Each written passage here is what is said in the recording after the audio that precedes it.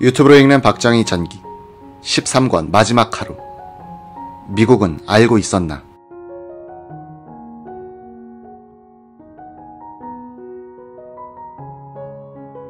(10월 26일) 밤 주한미군과 주한미국 대사관의 동향을 살펴본다. 당시 주한미 8군 사령관이자 유엔군 사령관이며 한미연합사 사령관이기도 했던 위컴 대장은 지휘관 회의에 참석차 미국에 가 있었다. 연합사 사령관을 대리하고 있었던 이는 유병현 연합사 부사령관이었다. 유 대장은 미 8군 식당에서 저녁 식사를 하고 있다가 정승화 총장의 연락을 받고 육군 본부 벙커로 갔다. 여기서 김재규가 미국에 대한 보안을 강조하기에 유병헌 대장은 이렇게 말했다. 서울의 특성상 내일 아침에는 시민들이 대통령 서거를 알게 될 것입니다. 이렇게 되면 김일성이도 알게 되는데 우리가 미국보다 먼저 김일성이에게 알려주는 꼴이 되지 않습니까? 김재규는 말이 없었다. 유병현 대장은 연합사 사령관을 대리하는 입장에서 우선 전화로 참모장 에반 W. 로젠크랜스 공군 중장을 불렀다. 유 대장은 연합사 주요 참모들의 비상 소집을 지시했다. 그리고는 연합사 작전차장 이민영 소장에게 근무체제를 작전상황실 체제로 변경하고 비상 대기하도록 지시했다. 유병현 대장은 이날 여러 번 연합사 벙커와 육본 벙커 및 국방부 사위를 오고 갔다. 밤 10시 30분을 넘어서 정부 요인들이 국방부 장관실로 옮겼을 때 유병현 대장은 최규하 총리에게 이렇게 보고했다. 우선 미 본국과 협조하여 데프콘3를 발령하도록 하겠습니다. 그 발령의 근거로서 대통령의 유고 사실을 알려주겠습니다. 미 7함대를 한국 작전 수역으로 끌어오도록 요청하겠습니다. 조기 경보기와 오키나와에 있는 미군 병력의 한국 증파를 요청하겠습니다. 기타 사항은 조치를 취하면서 보완하겠습니다. 이의가 있으십니까? 최규하 총리와 함께 있던 서종철 안보특보가 유 장군 빨리 내려가서 조치해 주시오 라고 했다.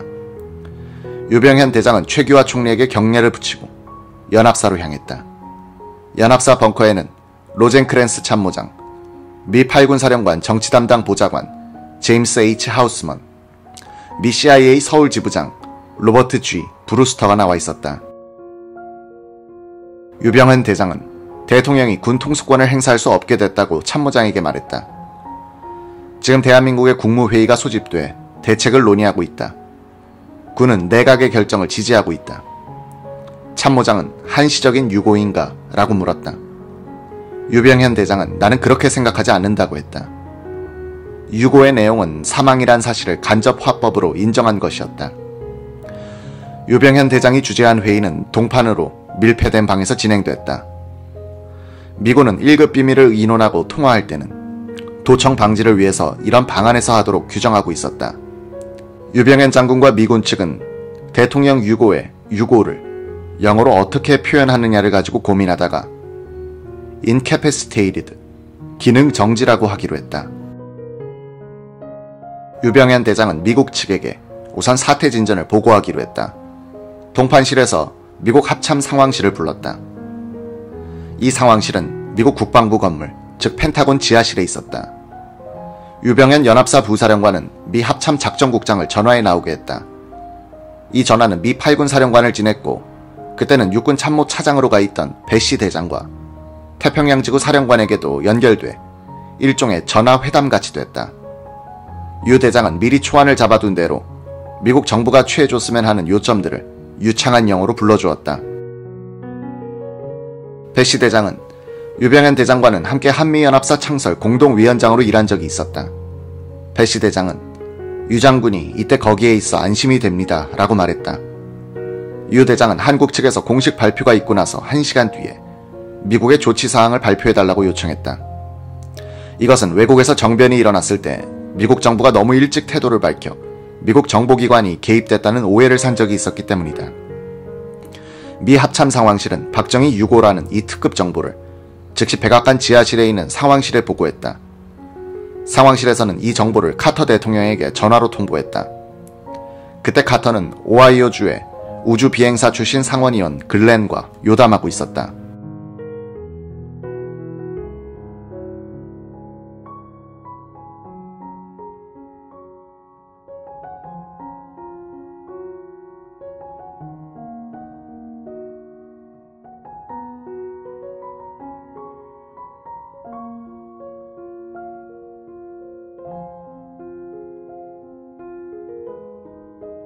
카터는 박정희 유고를 글렌 의원에게 알렸다.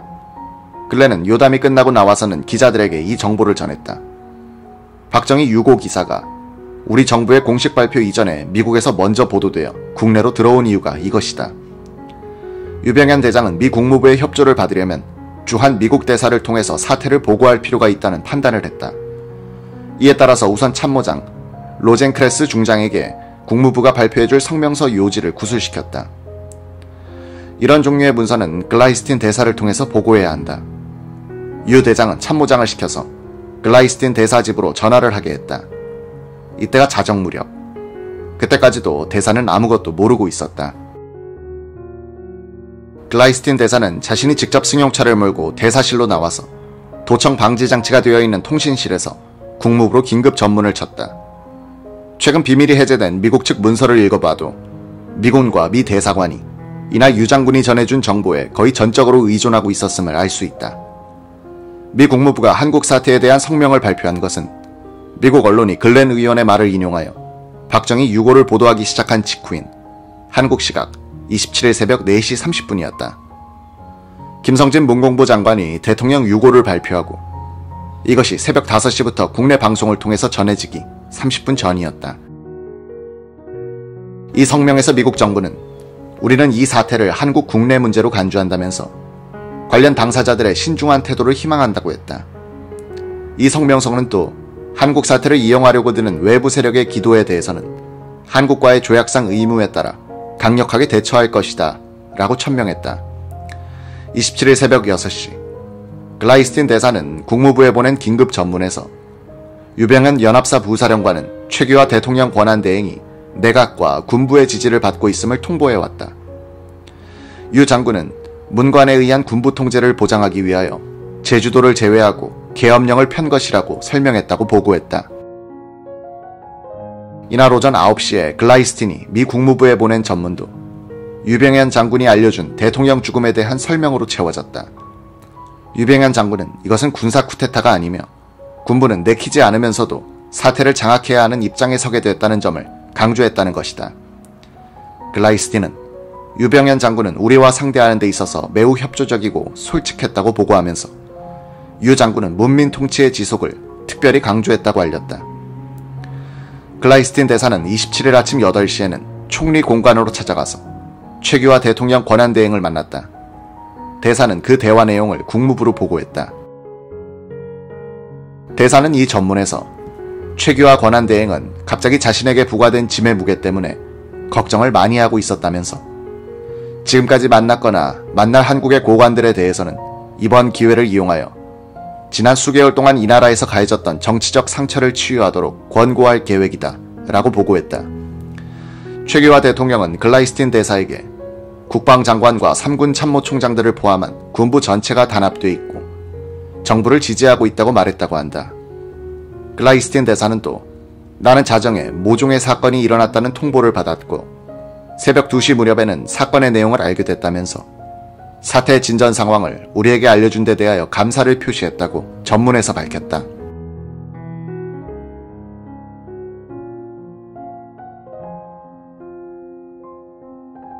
글라이스틴 주한 미국 대사는 박 대통령의 죽음 소식을 처음 들었을 때 군사 쿠데타에 의해서 살해되었으리라는 판단을 했다고 국무부에 보고했다. 나는 본국에서 귀임한 날로부터 박정희의 죽음에 이르는 며칠간 한국 정부 내 여러 요인들로부터 대통령이 잘못된 결정을 하고 있으며 듣기 좋은 말만 하는 참모들에게만 귀를 기울이고 있다는 비판을 많이 듣게 됐다. 그래서 이 사건 소식을 접하자 즉각적으로 군사 쿠데타라고 생각했었는데 공모자의 흔적이 보이지 않아 이 판단을 바꾸게 됐다. 나는 대통령 주변에 있는 사람들이 김재규의 지도에 따라서 대통령을 제거하고 권력 구조는 그대로 유지하면서 고분고분한 후계자를 선정하려는 계획을 세웠을 가능성이 더 높다고 생각한다. 김재규는 박 대통령의 강경책이 공화국을 위기에 빠뜨리고 있다고 판단한 여러 사람들 중에 한 사람일지도 모른다. 이 전문을 읽고 있으면 글라이스틴 대사가 이런 종류의 사태를 예상하고 있었다는 느낌을 받는다. 27일 아침 글라이스틴이 요청하여 대사관에서 맨 처음 만난 한국 측 장성은 합참 전략기획국장 손장래 소장이었다. 손 소장은 자주 국방 건설 사업의 군내 실무 책임자였다. 거의 매월 한두 번꼴로 대통령에게 사업 진도를 보고하던 그는 글라이스틴 대사도 만나고 있었다. 글라이스틴 대사는 손 장군을 통해서 자주 국방에 대한 미국 측의 우려를 대통령에게 전달하려는 목적이 있었다. 이날 손 장군은 글라이스틴 대사가 올 것이 왔다는 자세로 담담하게 상황을 받아들이고 있다는 인상을 받았다. 대사는 이 사태를 혁명적 상황 또는 민주화를 위한 발전적 상황으로 해석하고 있었다. 손 장군은 박정희의 서거에는 미국의 정치적 작용이 영향을 주었으리라는 생각을 지금도 갖고 있는 사람이다. 1977년 청와대에서 열린 주한미군 철수에 대비한 여당 정부 합동연석회의에서 대비책을 보고했던 손 장군에 따르면 철군 반대 시위를 조직하자는 말이 나오자 박 대통령은 이렇게 말했다. 우리는 이번 기회를 전화위복의 계기로 삼아 자주국방을 건설하고 한미관계를 근본적으로 재정립해야 한다. 국가의 채통에 맞지 않는 일을 해서는 안 된다. 박정희가 말한 한미관계의 재정립은 미국과의 대등한 자주적인 국가관계를 의미한다. 이는 우리 민족사에서 김유신이 대당 결전으로서 통일신라의 자주와 독립을 지킨 이후 한 번도 시도해본 적이 없는 강대국에 대한 도전이었다. 이승만의 대미 자주 노선은 외교력을 바탕으로 한 것이지만 박정희의 자주 노선은 국방력 건설을 근거로 시도된 것이라는 근본적인 차이점이 있다. 카터가 하려는 대로 주한미군이 빠지고 한국이 자주국방을 기반으로 한 독자 노선을 추구한다는 것은 미국의 국익에 엄청난 타격을 주는 것이었다. 미국은 주한미군 4만 명을 주둔시킴으로써 예비군을 포함하면 300만이 넘는 잘 훈련된 한국군에 대한 작전 지휘권을 갖고 있었다.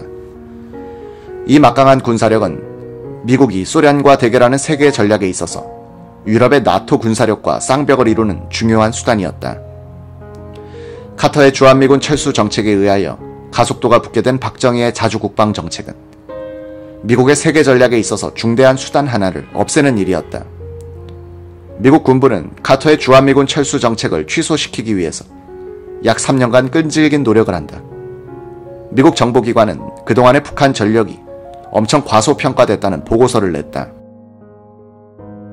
대시 미 8군 사령관은 김재규 부장에게 주한미군 철수에 따른 방위력 보완 협상을 할 때 이런저런 것을 요구하라고 가르쳐주기도 했다.